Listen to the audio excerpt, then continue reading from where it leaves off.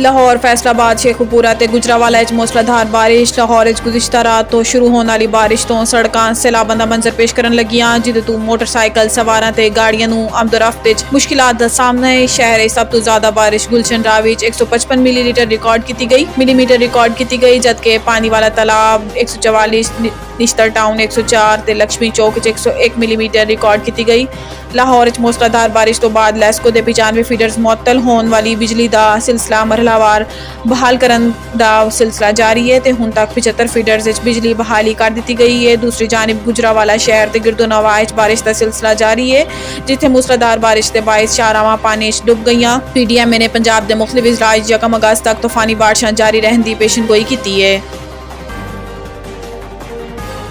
योम आशूर इमाम हुसैन दी यजीदी फौज के हथों शहादत दा दिन शोहदा दी याद मुल्क भर जलूस मजालिस। कराची 10 मुहर्रम अल हराम दी निश्तर पार्क मजलिस का आगाज हो चुका है, जबकि मजलिस शिरकत लई शुरका दी आमद का सिलसिला भी जारी है। मजलिस के इख्तिताम तो बाद मरकजी जुलूस निश्तर पार्क तो बरामद होगा।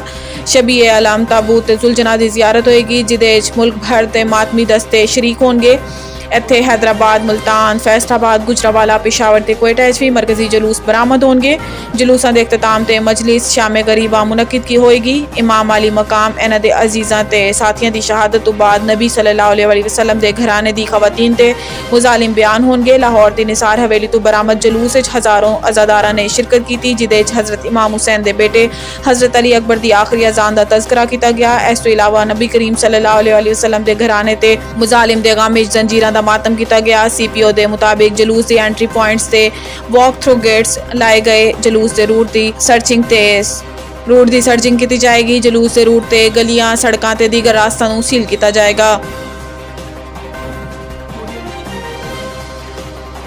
निगरान वज़ीर आज़म लिए 5 नाम शॉर्ट लिस्ट कर लिते गए। वज़ीर दिफा ख्वाजा आसिफ ने कहा है कि मुस्लिम लीग नून ते पीपल्स पार्टी ने फैसला किया है कि निगरान वज़ीर आज़म के ओहदे लई सियासतदान नूं मुंतखब किया जाएगा, जिस लई 5 नाम शॉर्ट लिस्ट कर लिते गए ने। ख्वाजा आसिफ ने दस्सिया है कि इस सिलसिले इन्हां नूं कोई पेशकश नहीं की गई। वज़ीर दिफा ने मजीद किया है कि पाकिस्तान मुस्लिम लीग नून ते पाकिस्तान पीपल्स पार्टी ने मिलकर इस हवाले तो 4 तो 5 नाम शॉर्ट लिस्ट कर लिते हैं, जबकि निगरान वज़ीर आज़म लई कोई एक नाम एक हफ्ते फाइनल कर लिया जाएगा। ख्वाजा आसिफ का कहना सी कि इस सिलसिले इत्तेहादी जमाता मुशावरत तो बाद फैसला करनगियां। मेरे नज़दीक साढ़े लिए बेहतर है कि इलैक्शन नवे रोज़ हो जाएंगे।